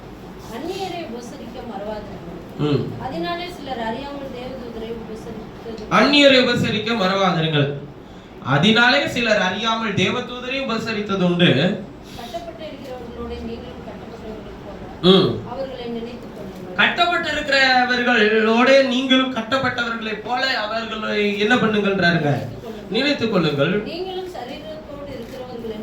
நீங்களும் சரீரத்தோடு இருக்கிறவர்கள் என்று அறிந்து தீங்கு அனுபவிக்கிறவர்களை நினைத்துக் கொள்ளுங்கள். விவாகம் யாவருக்குள்ளும் கனமுள்ளதாய் விவாகம் மஞ்சம் அசுசிப்படாததாயும் இருப்பதாக. வேசிக்கலர் விபச்சாரக்காரன் தேவன் நியாயந்திருப்பார். நீங்கள் பண ஆசை இல்லாதவர்களாய் நடந்து உங்களுக்கு இருக்கிறவைகள் போதும் என்று எண்ணுங்கள். நான் உன்னை விட்டு விலகுவதுமில்லை உன்னை கைவிடுவதுமில்லை என்று அவர் சொல்லி இருக்கிறாரே. அதனாலே நாம் தைரியம் கொண்டு கர்த்தர் எனக்கு சகாயம், நான் பயப்படேன். என்ன தைரியம் வேணும்னு கேட்டா, கர்த்தர் எனக்கு சகாயரா இருக்கிறார். சகாயரனா என்ன அர்த்தம்? அவர் என் பட்சத்தில் இருக்கிறார், அவர் என்னோடு இருக்கிறார், அவர் என் ஆத்மாவை நடத்துகிறவராய் இருக்கிறார். தமது நாமத்தின் நிமித்தம் அவரை நீதியின் பாதையில கொண்டு போய் சேர்க்கிறவராய் இருக்கிறார். அவர் இருக்கும் பட்சத்தில் மற்ற எனக்கு என்ன செய்வான்னு சொல்லி என்ன பண்ணாம இருக்கலாங்க? பயப்படாம இருக்கலாம். உலகத்தில் உயரிய பாதுகாப்பு கர்த்தர் மாத்திரம் தான். இந்த உலகத்தில் உன்னை கடைசி வரைக்கும் கைவிடாம பாதுகாக்க போறது அவர் மாத்திரம் தான். உனக்கு அவரே வேண்டாம் முடிவு எடுத்துட்டனா, இந்த உலகத்தில் உன்னை பாதுகாக்க உன்னை காப்பாற்ற எந்த சக்தியாக முடியாது. உலகத்துல இருக்கிறவன எல்லாரையும் கர்த்தர் தான் பாதுகாக்கிறாரா? ஒரே ஒரு விஷயத்தை நல்லா விளங்கிக்கோங்க, அழித்து நிர்மூலமாக்குகிறவனையும் உருவாக்கினவர் அவர் தான். ஒளியை படைத்தவரும் அவர்தான், இருளை படைத்தவனும் அவர்தான். அவனை அதுக்குன்னு நியமிச்சிருக்கிறாரா? அவனை பத்தி அவர் பார்த்துப்பாரு. உன்னை இதுக்குன்னு நியமிச்சிருக்கிறாரா? நீ அதுக்கு உண்மையா. எல்லாருக்கும் கிடைக்கிற ஸ்லாக்கியம் இல்லைங்க, தேவன் உனக்கும் எனக்கு தந்திருக்கிற ஒரு ஸ்லாக்கியம். அதான் நான் நேற்று தினத்தில் சொன்னேன், நட்சத்திரத்தை பார்த்தபோது அவர்கள் மிகுந்த சந்தோஷம் அடைந்தார்கள். நட்சத்திரம்னா என்ன? வெளியில இருக்கிற நீங்க பார்க்கிற நட்சத்திரங்கள் அல்ல, ஏதோ தலைவர்கள் அல்ல. உங்களை பார்க்கும்போது, உங்கள் அருகாமையில் இருக்கிறவர்களுக்கு, உங்களை பார்க்கும்போது உங்களை சுற்றி இருக்கிறவர்களுக்கு சந்தோஷம் வரும். ஏன்னா நீங்க யாருடைய நட்சத்திரங்க? அந்த நட்சத்திரம் யாரிடத்தில் கொண்டு போய் சேர்த்தது? வானசாஸ்திரிகளே, தேவனிடத்துக்கு கொண்டு போய் சேர்த்தது, இயேசுவினிடத்திற்கு கொண்டு போய் சேர்த்தது, பிள்ளைகளிடத்திற்கு கொண்டு போய் சேர்த்தது. அது அவருடைய நட்சத்திரம். இன்னைக்கு நீங்க யாருடைய நட்சத்திரம்? நான் ஒண்ணு சொல்றேங்க, உலகத்தில் இருக்கிறவனுக்கு அவனுக்கு ஒரு நட்சத்திரம் இருக்கு, அவர்களுக்கு என்ன இருக்கு? ஒரு நட்சத்திரம் இருக்கு. நீங்க காலண்டர்ல, டெய்லி காலண்டர்ல பாத்தீங்கன்னா ஒரு 9 நட்சத்திரம் இருக்கு, 9 12 இருக்குன்னு நினைக்கிறேன், 9 தான் நினைக்கிறேன், எனக்கு தெரிஞ்ச 9 தான், 9 நட்சத்திரம். இந்த அதுதான் ராசினாலும் நட்சத்திரம்னாலும் ஒரே. அதாவது இது பிரகாசிக்கிறது, அது என்ன, அதுக்கு என்ன குணாதிசயம் இருக்குன்றதா நட்சத்திரம். ஒவ்வொரு நட்சத்திரமும் ஒவ்வொரு குணாதிசயத்தை கொண்டது, ஒவ்வொரு நட்சத்திரமும் ஒவ்வொரு குணாதிசயத்தை கொண்டது. முதல்ல இந்த நட்சத்திரங்களெல்லாம் படைச்சதுக்கு ஒரு காரணம் என்னன்னா, உங்களுக்கு என்ன நட்சத்திரம், உங்க குணாதிசயம் என்னன்றதை தெரிஞ்சுக்கல. முதல் நட்சத்திரம் எதுன்னு தெரியுமா? என்ன இப்படி பாக்குறீங்க? முதல் நட்சத்திரம் எதுன்னு தெரியுமா? அந்த காலண்டர்ல இருக்கிற அதை சொல்லல, பைபிள்ல இருக்கிற முதல் நட்சத்திரம் என்னன்னு தெரியுமா? இல்ல, அவர் கன்னி நட்சத்திரத்திலே அவர் பிறந்து அவர் சிம்ம நட்சத்திரத்துல முடிச்சிருவாரு. யூத கோத்திரத்து சிங்கமும் தாவீதின் இந்த 9 நட்சத்திரமும் இவரை மட்டும்தான் அடையாளப்படுத்துது. இவருடைய 9 விதமான கிரியைகளை அடையாளப்படுத்துறது. அதுல எனக்கு என்ன, உங்களுக்குன்னு ஒண்ணுமே கிடையாது. அவர் சொல்றாரு உங்களுக்கு நீங்க யாருடைய நட்சத்திரம்ன்றாரு. அதாவது உங்களுக்கு ஒரு நட்சத்திரம் கிடையாது, நீங்க தான் என்னவே நீங்களே நட்சத்திரம் தான். அதாவது உங்களை கர்த்தர் சொல்ற, நீ என்னுடைய நட்சத்திரம். அது நான் கிறிஸ்துவா உனக்காக பிறந்தேன், கிறிஸ்துவா நான் உனக்காக திரும்ப வரப்போறேன். யாருக்காக? நமக்காக. நீ வெளிப்படுத்த வேண்டிய ஒரே ஒரு காரியம் யார மட்டும்? என்ன மட்டும், எனக்காக மட்டும் நீ ஜீவித்தா போதும். உலகத்தில் இருக்கிற ஞானவான் கூட உன்னை பார்த்து ஆச்சரியப்பட்டு சந்தோஷப்படுவான். உன்னை பார்க்கும் போது அவனுக்கு ஒரு எண்ணம் உண்டாக்கணுங்க, சந்தோஷம் வரும். நம்மளே அவனை பார்த்து என்ன பண்ணிட்டு இருக்கிறோம்? பயந்துகிட்டு இருக்கிறோம். யார் நீங்க? உங்களுக்கு உண்டான கணம் என்ன? கர்த்தர் உங்களுக்கு வச்சிருக்கிற அதிகாரம் என்ன? கர்த்தர் உங்களுக்கு கொடுத்திருக்கிற தகுதி என்ன? இதுல எதை நீங்க மறந்தாலும் நீங்க கீழே தொடச்சு போடப்பட்ட அழுக்கான கந்தைக்கு சமமாவீங்க. முள்ளில் பற்றின நெருப்பை போல அணைஞ்சு போயிருவீங்க. உங்களோட வாழ்க்கை ஒண்ணுமே யாராலையும் காப்பாற்ற முடியாது. அதனாலதான் அவர் சொல்றாரு, அந்நியரை உபசரிக்க நாடுங்கள், நீங்கள் அறியாமலே தேவதூதரை உபசரித்தது உண்டுன்றார். உனக்கு யாரெல்லாம் அந்நியனா இருக்கிறான்னு நீ நினைக்கிற? உபசரித்தா ஹாஸ்பிட்டாலிட்டி. அவன் வரனா அவனை ஏத்துக்க, அவன் வேர்த்து தள்ளாத. அவனை அறியாம, நீ அறியாம யாரை உபசரிக்கிறன்றாருங்க? தேவதூதனை. கட்டப்பட்டு இருக்கிறவர்களோடு நீங்கள் கட்டப்பட்டவர்கள் போல அவர்களை நினைத்துக் கொள்ளுங்கள். நீங்கள் சரீரத்தோடு இருக்கிறவர்கள் என்று அறிந்து தீங்கு அனுபவிக்கிறவர்களை என்ன பண்ணுங்க? நினைத்துக் கொள்ளுங்கள். விவாகம் யாருக்குள்ளும் கனமுள்ளதாய், விவாகம் கொஞ்சம் அசூசிப்படாதாயும் இருப்பதாக. இங்க பாருங்க, இன்னொரு விஷயத்தை சொல்றேன். இதை சொல்றேன் நானு. உலகத்துல இப்போ வாழ்ற இந்த காலத்துல உதவி செய்யறதுக்கும் யோசிச்சு செய்யுங்க. ஏன்னா உதவி செய்யறவன் நிறைய விஷயத்துல மாட்டிப்பா. பாத்தீங்களா? நான் உண்மையாவே என் கண்ணார பார்த்த ஒரு காரியத்தை சொல்றேன். ஒருத்தவன் ஒரு முறை நம்முடைய இந்த ஏரியால தான், என்னுடைய நண்பன், அவன் என்ன பண்ணியிருக்கிறான், என்னோட இன்னொரு ஃப்ரெண்டு வழி காட்டி இருக்கிறான். சரி, வழி கேட்டிருக்கிறான், என்னை கொஞ்சம் கொண்டு போய் அங்கே இறக்கி விட்டுறேன் அப்படின்னு சொல்லி. சரின்னு அவனை ஏற்றிட்டு கொஞ்சம் தூரம் வந்து இறக்கி விட்டுருக்கிறான். இது ஒரு நண்பனுக்கு இன்னொரு நண்பன் செய்யற ஒரு உதவி அப்படின்னு நினைக்கலாம். பின்னாடி போலீஸ் துரத்திட்டு வந்து 2 பேருமே பிடிச்சிருச்சு. என்னன்னு கேட்டா, இவன் உதவி கேட்டு அங்க இறக்கி விட்டுருன்னு சொன்னால, ஏத்திட்டு வந்தவனுக்கு தெரியாது இவன் என்ன செஞ்சிட்டாங்க நின்னான்னு சொல்லி. அவனை துரத்திட்டு வந்ததுக்கு இவனுக்கு நீ வேற துணையான்னு சொல்லி இவன் என்ன சொன்னாலும் கேட்காம இவனை கொண்டு போய் உள்ள வச்சு, அதுக்கப்புறமேட்டு அவங்க அம்மா அப்பாலாம் வந்து பேசினதுக்கு அப்புறம் தான் விட்டாங்க. அதனால அப்ப இனிமே யாருக்குமே நான் எந்த உதவி செய்ய மாட்டேன். பிரதர், உதவி செய்யுங்க, பார்த்து செய்யுங்க. அவனுக்கு சொன்னா, உனக்கு நான் உதவி செய்ய போய் உபத்திரத்துல மாட்டினதான் நான் மிச்சம்னு சொல்லி. இவன் ஒரு போதை பொருளை விற்கிறவன். அது யாருக்கு தெரியாது? ஏத்தனவனுக்கு தெரியாது. இப்ப இவனை துரத்திட்டு வந்து இவன் பாருங்க நைசா, அவன் வண்டி அவன் வந்திருக்கான், அவன்கிட்ட லிப்ட் கேட்டு இவன் ஏறி உட்காந்து சாதாரண மனுஷ மாதிரி போயிட்டா யாரும் என்ன பண்ண மாட்டான்? பிடிக்க மாட்டான். இவன் நினைச்சுக்கிட்டான். ஐயா, நான் மறுபடியும் சொல்றேன், இந்த உலகத்தில் உதவி செய்யறதுக்கு தாங்க இனிமே யோசிச்சு செய்ய வேண்டியதா இருக்கு.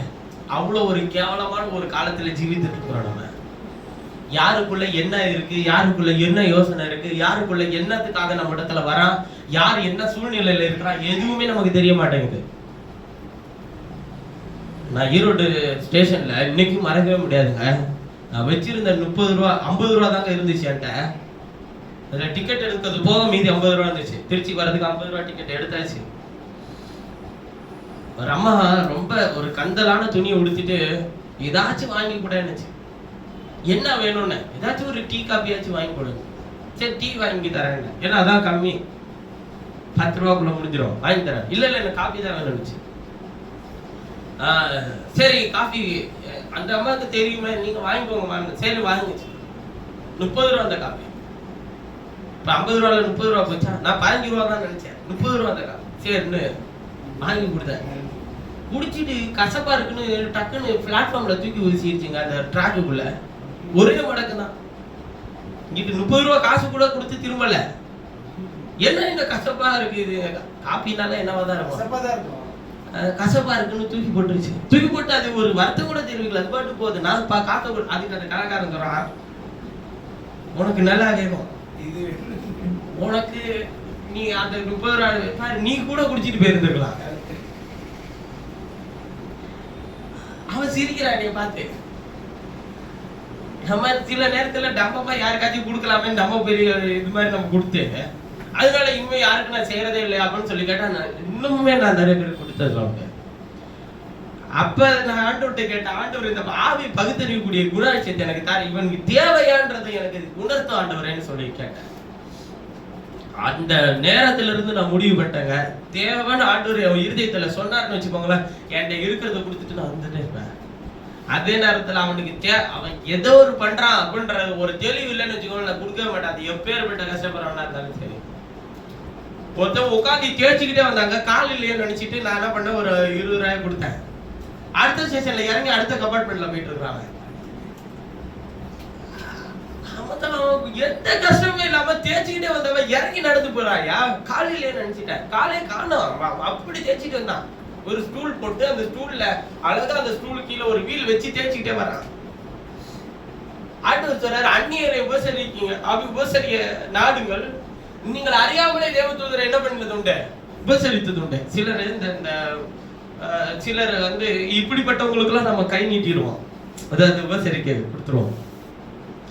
இந்த திருநங்கைகள்லாம் வருவாங்கல்ல, இவங்களுக்கெல்லாம் நமக்கு வந்து அதுல ஒரு அவங்களுக்கெல்லாம் நம்ம செய்யக்கூடாது. அவங்களாம் தவறானவங்க, அவங்களும் மனுஷன், அவங்களுக்குன்னு ஒரு வயிறு இருக்கு. அவனுக்கு இந்த சமுதாயத்துல எந்த ஒரு வேலையும் கிடைக்காது. அவன் எதுவுமே பண்ண மாட்டாயா, அவனுக்கு ஏமாத்த மாட்டான், ஒண்ணும் செய்ய மாட்டான். அவன் தைரியமா கேட்ட என்ன பண்றான், வாங்கிக்கிறான். அதனால இருந்துச்சுன்னா 5 ரூபாய் 10 ரூபாய் இருந்துச்சுன்னா கொடுத்துருங்க. ஆசீர்வாதம் பண்ண வந்தா, ஐயா போதையா, நீ சந்தோஷமா இரு, நீ நல்லா. சில வாட்டருக்கெல்லாம் என் வீட்டுல காணா போயிருக்கும். காரணம் என்னன்னு கேட்டீங்கன்னா, அவங்க இந்த மாதிரி தாராள பிரபா கொடுத்துட்டு வரதான், எங்கேயும் விட்டுட்டு வரது இல்ல. அவன் எடுத்து குடிப்பா, சரி வாட்டருக்கே நீ வச்சுக்கோன்னு சொல்லிட்டு இறங்கிறது. கொடுக்க மாட்டான், வேற வழி இல்ல. நம்ம தான் பேக்ல தையில வச்சிருப்போமா, தண்ணி இருக்க குடு, நான் எப்படி நீங்க கொடுக்காம இருப்பீங்க? ஒரு முறை எனக்கு ரொம்ப காய்ச்சலோட நான் போயிட்டு இருக்கிறேன், சுடுதண்ணி ஊத்தி கொடுத்து அனுப்பியிருக்கிறாங்க வாட்டர் கேன்ல. ரொம்ப ஏறினோடனே கேட்கறாங்க, நான் கூட குடிக்கவே இல்லை, கேட்கறாங்க. அந்த தண்ணியை கொடுத்துட்டு குடிச்சது போக, இன்னும் சூடா இருக்கு. ஆமாங்க எனக்கு காய்ச்சல். அங்கே அப்போ ஓன்ட்ட போய் நான் வாங்கிட்டேனே, இந்த நீ வச்சுக்க, வேணா வேற ஒரு பாட்டில் உனக்கு வாங்கி தரவா? இல்ல வேண்டாம், நீங்க குடிங்க. சரி, நல்ல கவனிங்க. நாம் அறியாமல் அந்த நேரத்தில் ஒரு உன்னுடைய போஜனம் வாங்கி தரேன்னு நீங்க சொல்லுங்க, வா நான் நேரா கடைக்கு போ. அவன் தூக்கி போறானோ, வாங்கிக்கிறானோ, வாங்காம போறானோ, காசை கொடுக்காம நேரா சாப்பாடு வாங்கி கையில கொடுத்துருங்க. ஏன்னா கர்த்தர் அப்படிதான் அனுப்புவார் உங்கள்கிட்ட. நீங்க அதை அசால்ட்டா கடந்து போகாதீங்க. உங்களுடைய இருதயம் எப்படிப்பட்டது என்பதை பார்க்கும்படிக்கு கர்த்தர் அனுப்புவார். தேவனுடைய கிருபையும் பிரசன்னம் உங்களை தொடுமாக இந்த உலகத்தின் மனிதர்களை உங்களால் நிதானிக்க முடியும். தவறுதலான பாதைக்குள்ளே போகிறவனுடைய நிலை என்ன என்பதை கர்த்தர் உங்களுக்கு என்ன பண்ண முடியுங்க, நிதானிக்க வைக்க முடியும். ஏதாச்சும் உதவி செய்யணும். இப்ப நான் மதியானம் நான் போகும்போது ரெகுலரா ஒருத்தர் நிப்பார், ஏதாச்சும் உதவி செய்யணும். அவர்கிட்ட நான் வாரம் சொல்லிட்டு போற ஒரே டைலாக், எனக்கே யாராச்சும் உதவி செய்யணுங்க. அந்த நிலைமையில தான் நீ கேட்கற, நான் கேட்கல, நான் பாட்டுக்கு இறங்கி போயிட்டே இருப்பேன். நல்ல மனுஷனா இருப்பான். நீங்க அவனை பாத்தீங்கன்னு வச்சுக்கோங்க, அந்த பின்னாடி கல்லுக்குள்ள ரயில்வே ஸ்டேஷன்ல அவன் உட்காந்து பீடி குடிச்சிட்டு இருப்பாங்க. இங்கிட்டு காய்ச்ச வாங்குவா முதல் பிளாட்ஃபார்ம்ல, அங்கிட்டு போய் 8வது பிளாட்ஃபார்ம்ல குடிச்சிட்டு இருப்பாங்க. இதனால மதியான வேளையில நான் உங்களுக்கு சொல்லுகிற ஒரே ஒரு காரியம், மனுஷனை மனுஷனாக மதிங்க. அதே நேரத்தில் மிருக குணமா இருக்கிறவர்களா, உணர்வில்லாதவர்களா இருக்காதீங்க.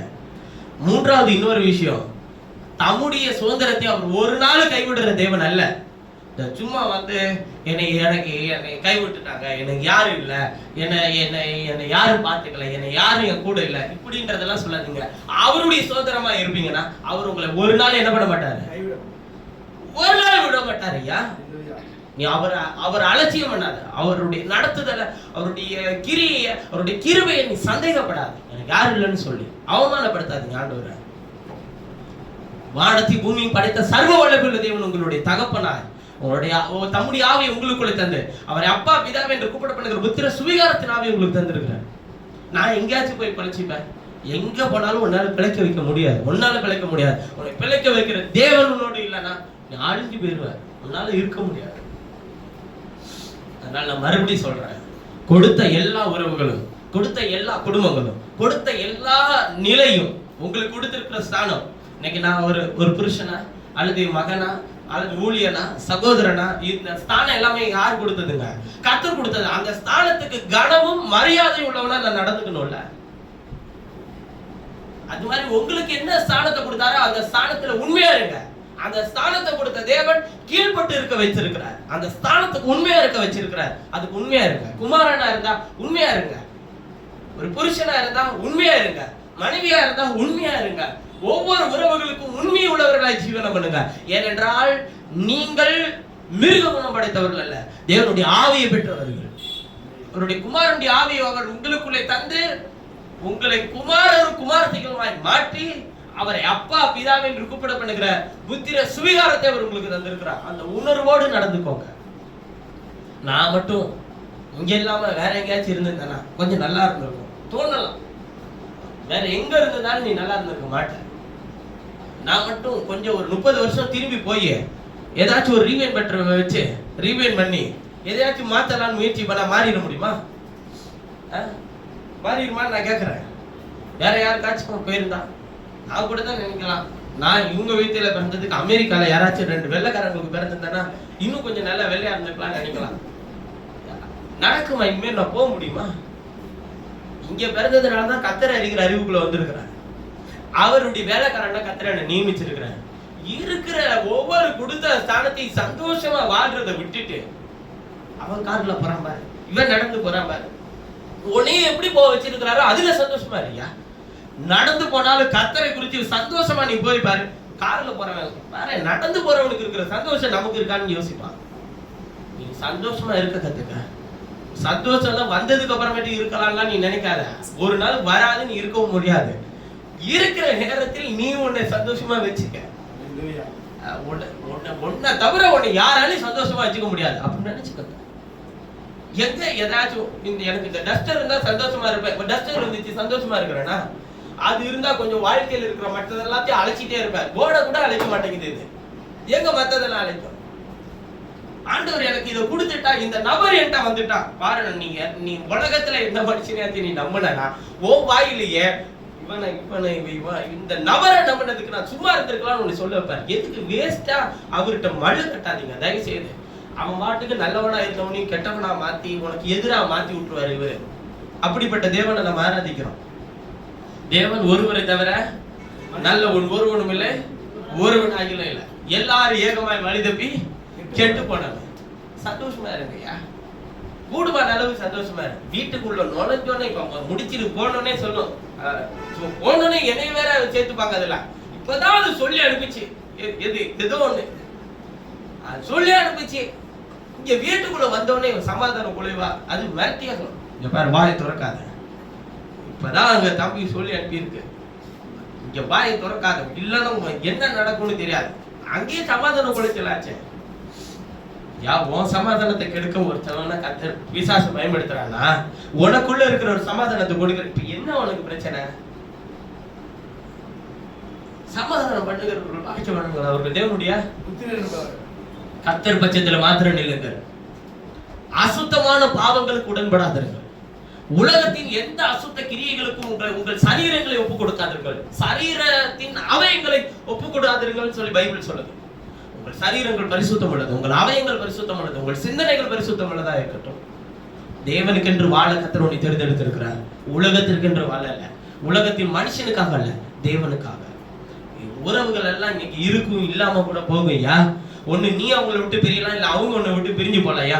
ஆனா தேவன் கொடுத்த உறவு அதுக்கு உண்மையா வாழு, நேசி, உண்மையா அன்பு செலுத்து.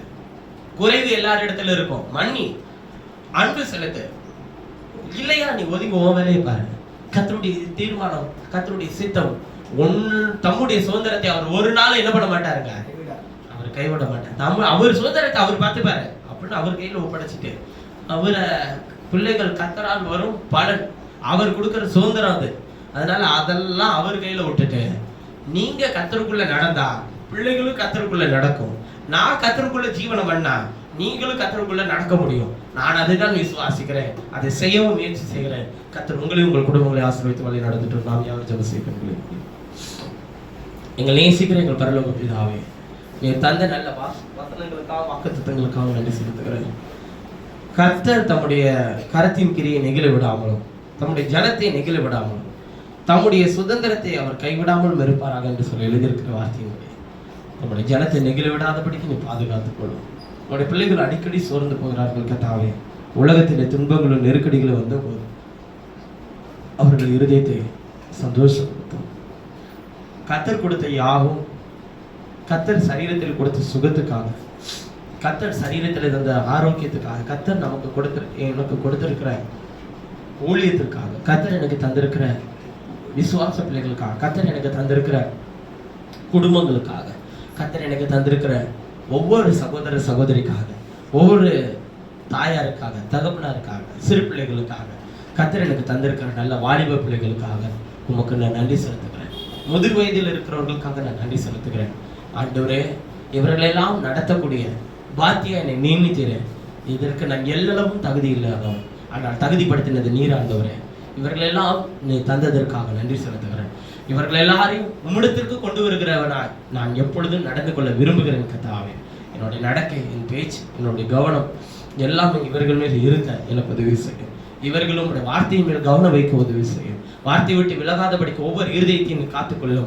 ஒவ்வொரு இருதயத்தையும் வேலை அடைக்க வேண்டுமா நான் ஜெபிக்கிறேன். ஒவ்வொரு நடைகளையும் காத்துக்கொள்ள வேண்டுமா நான் ஜெபிக்கிறேன். ஒவ்வொரு நடைகளை பரிசுத்தப்படுத்த வேண்டுமா நான் ஜெபிக்கிறேன். குறிப்பாக சிறு பிள்ளைகள், வாலிபர்கள், நடுத்தர வயதுள்ளவர்கள் ஒவ்வொருவரையும் நீ பேர் பராய் சூழ்ந்து வேலையெடுத்து பாதுகாக்க வேண்டுமா நான் ஜெபிக்கிறேன் கர்த்தாவே. ஒவ்வொரு பிள்ளைகளுக்காக, ஒவ்வொரு பெரியவர்களுக்காக, ஒவ்வொரு வாலிப பிள்ளைகளுக்காக நான் ஆண்டவரே உண்மையான இருதயத்தோடு மடத்திற்கு நான் நோக்கி பார்க்கிறேன். அவர்கள் கண்ணீர்கள் யாவை துடைத்துப்படும். அவர்கள் இருதயங்களை சுற்றில் வேலையெடுத்து பாதுகாத்துக் கொள்ளும். கர்த்தருடைய பாதுகாப்பு, கர்த்தருடைய பராமரிப்பு, கர்த்தருடைய பரிசுத்தம், கர்த்தருடைய கிருபை அவர்களை சூழ்ந்து வழி நடத்தட்டும். கர்த்தராகிய இயேசுவின் நாமத்தில் ஜெபிக்கிறேன் ஜீவனுள்ள நல்ல பிதாவே. என் ஆத்மாவே என் முழுவதுமே அவருடைய பரிசுத்த நாமத்தை சொல்லு. என் ஆத்மாவே கர்த்தர் செய்த சகல உபகாரங்களை மறவாதே. ஆமென். நாம் யாவர் கர்த்தருடைய பந்திக்கின்ற